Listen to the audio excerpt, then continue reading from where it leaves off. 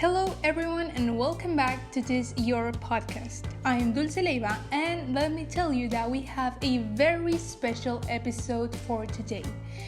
We invited two very nice people, Joshua Hatchett and Johan Kraus. They're gonna tell us some adventure anecdotes they've had, and we prepared 3 funny stories, so we really hope you enjoy them. So we are going to start this episode with Dulce's anecdote, then Johan's, and we're gonna finish with Joshua's anecdote. Please enjoy.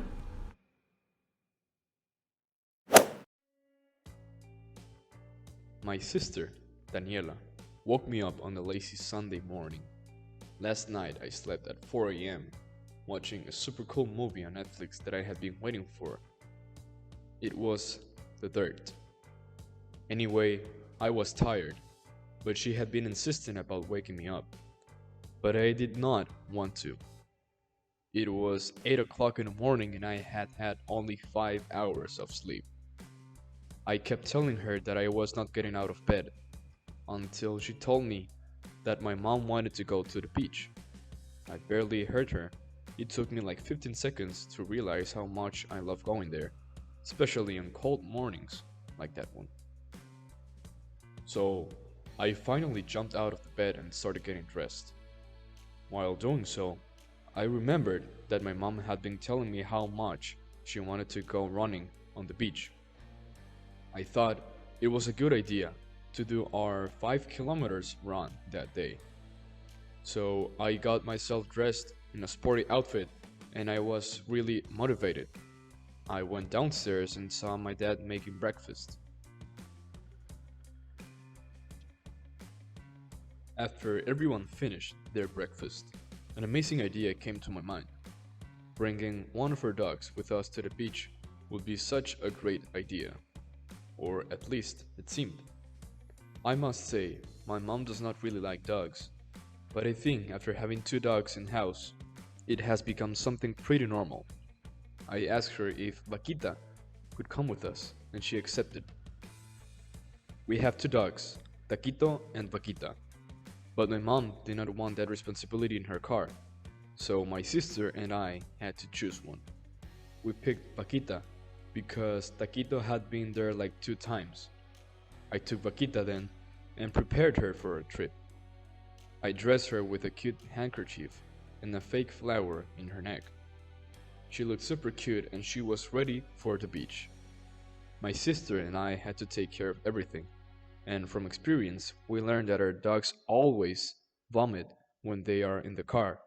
So we had to either place a plastic bag under them so they won't throw up in the car seats, or put them in a plastic box. We placed her in and we left her house, with a Taquito kind of crying. That was not the first time Vaquita had been in the car, but it was the first time she would go to the beach.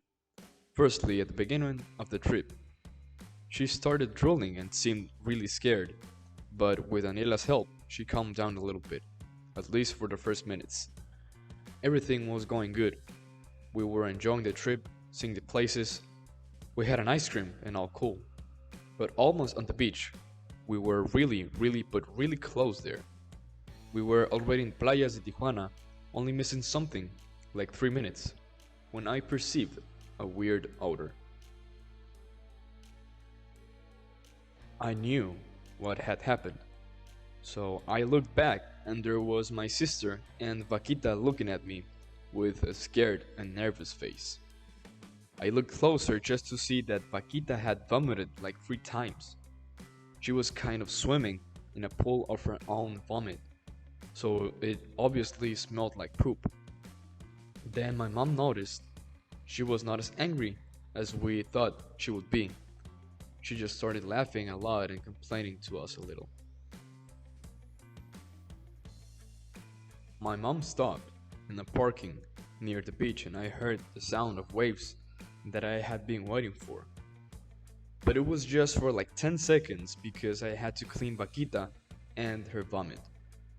there was not so much I could do about it. So we had to get back to our house. We were no longer running our 5 kilometers, stepping on the sand or having a coffee, but we had such a fun morning. I ended up cleaning everything because it was my idea. The car, the box, the clothes, her belt, and finally, my dogs really hate getting washed, but I had to because she was all dirty. And while Taquito was not smelling so good, he got a shower too. It all started on 28th of June 2018. I had loaded up the car and the snacks were in the cooler. A 16-hour road trip in one day to Loreto City in Baja California Sur. Another adventure for the Cross family at the popular Villa del Palmar Beach Resort and Spa. It was such a great experience because of all the activities you can do in town, like going to the pool or walking by the beach, and my favorite was paddle surfing. But the comfortability of my trip had changed after an accident with the scooter bike on early morning.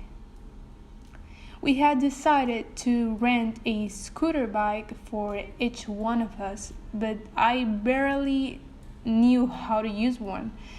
So at the beginning, it was easy by only riding the scooter in a straight line until the curves showed up. Just to clarify, these kinds of bikes are not the ones that you can lean your weight on so you can turn. And that was my mistake. I dodged a car and a curb, but the brakes were not working, and there you have me, jumping into the sidewalk where I fly at 50 kilometers per hour and landed in the sidewalk, scratching some parts of my body. Luckily, I was wearing a helmet. But actually, double luck because I had helped a nice person who got me up on my 2 feet and took me off the helmet. After that, some medical emergency team cleaned my wounds and asked me where I was hosting, etc. Triple luck. After that accident, the resort where I was staying did not charge me for the damage of the bike. Besides, the brakes were not in a good condition. So eventually, after surprising my mom with all of my injuries, she just told me to go and take a shower. I think I was the one who got the surprise because I thought she was gonna get mad at me or freak out, but no, she had this face that seemed like she already knew someone would get injured. So after a very painful shower, I lay down in bed for a while, but that didn't stop me from having fun. The only consequence, I had injured my right foot and my stomach hurt because when I fell off the bike, the top part of my foot got hit with the border of the sidewalk. Unfortunately, I wasn't the only one who ended up injured. My dad had 2 accidents on those vacations. First, he also fell off the scooter bike and hit his stomach. But the difference of our accidents is that he got a big bruise and I didn't. But he did not tell my mom about it because she would have exploded about being careful and stuff. Now, the second accident, he couldn't hide that one. One of our last days at Loreto, Baja California Sur, my dad got up early in the morning to try and do something. And I insist try go for a ride by pedal surfing, but for a long time he has tried but never achieved it. But this time ended up much worse. Couldn't keep his balance on the board and finally fell, causing a twist on his knee. It was April 2019. We had been planning a trip to La Paz in Baja California Sur. My father and I had planned to scuba dive in Mar de Cortez and go to Cabo Pulmo. The place where the scuba's creator dived, he said it was like the aquarium of the world. We left home in the morning. My grandparents took us to the airport to get a flight to La Paz.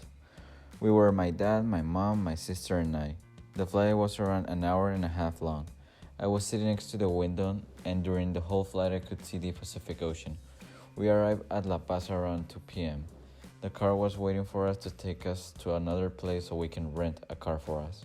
On our way to that place, I could just stare at the window where I could watch the entire desert, the dry plants, and the cactus. We arrived at that place 20 minutes later, and after that, we head to the place we were gonna crash. It was sort of an island ahead to the Malecón of La Paz.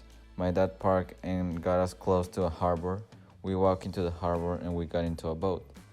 The place where we were going to had condos that were on the island.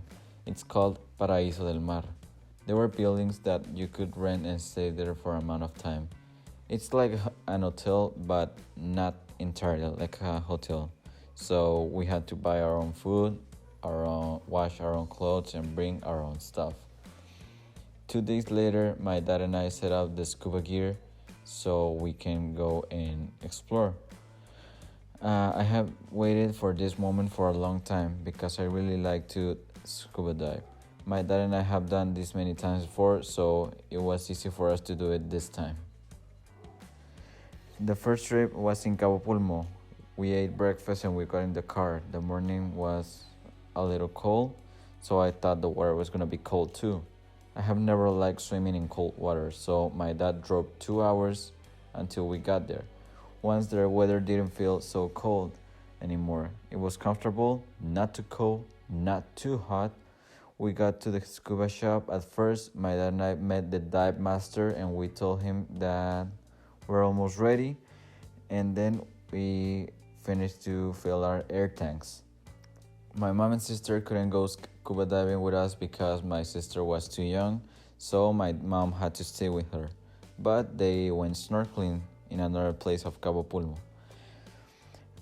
After a couple of minutes, another people was going to come with us, but they didn't have a license, so they had to stay strictly close to the dive master at all time. My dad and I could go together as long as we remained closer to the group. The dive master was going to go with the other couple, a young woman with blonde hair, that she was also a dive master that worked with him at the dive shop. We were told that the water was going to be cold. At that moment, I panicked, but the instructor says that we were going to wear a wetsuit that was supposedly cover the temperature of the cold water from our bodies. But the thing was that our heads were gonna be uncovered, at least our faces. When I realized that my ears were also going to be covered, I had a bad feeling about the immersion. Anyway, I didn't pay too much attention to it and I ignored that feeling. We got to the boat. It wasn't that big. The space was enough for 8 people. I sat next to my father and the captain and I sat along. And after that, a big truck pushed the boat into the sea. Once we were on the spot, I put on my BCD and all my equipment. My dad jumped into the water before me. Even though my body was totally covered, I could still feel the cold water. I was uncomfortable and shaking. We started to go deeper, holding into a rope that was under the water. I could feel the pressure compressing the air into my ears. First, as much as I tried, I couldn't compensate. I had to cover my nose and try to blow air through my mouth. I was trying so hard and I started to get frustrated. After that, finally compensating my ears, we started to regulate our indicate deep. My frontal sinus, the little space of the air right above my nose and behind my eyebrows, started to hurt. It was a throbbing pain that I could hardly resist, but I just didn't say anything because I knew that if I told them, we will go back up. The time underwater was endless. I was totally uncomfortable and I couldn't even enjoy the immersion of or watching the beautiful reefs and creatures around me. The whole time, my frontal sinus and ears were hurting. Finally, we started to swim up to the surface, but we couldn't go directly. We had to do it for each minute 3 feet, so our bodies got used to the decrease of pressure. At this moment, I thought that the suffering was over, but the worst part was yet to come. A scuba diver needs to know that when you start to swim back up to the surface, the air in your lungs, ears, and nose start to expand. And so does in your BCD and air. At the moment, the only thing that I wanted was being on the surface and taking the regulator and my mask off my face. Since I was told that my ears were going to be covered, I had that bad feeling that something was going to come out wrong that day. I always had the fear of experiencing the horrible pain of feeling the air in my ears expanding and pushing my eardrum. The first 3 feet were normal. I was feeling great relief and as I was feeling the decreasing of pressure and the pain as well. The other 3 feet were normal too. There were only 6 or 9 feet left to reach the surface. Something that I forgot was to deflate my BCD because the more I climbed, the more expanded the air in my BCD was going to be, and that means I started to go up by my own without having to move my legs. This started to happen. I was struggling to stay at the point where my dad was, but my BCD kept pulling me up. I was moving my arms. I tried to swim down, but it was just useless. I was feeling the expand air in my ears. Inch by inch, I was increase of pain. The climbing lasted around 6 seconds, but those were the most painful and longest 6 seconds I ever experienced in my life.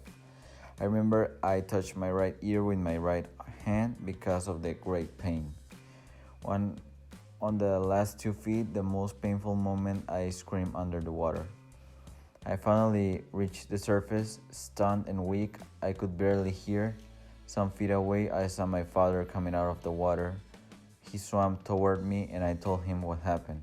I never forget this experience. This made me love scuba diving even more, knowing that it is one of the most beautiful sports you can do, yet is one of the most dangerous.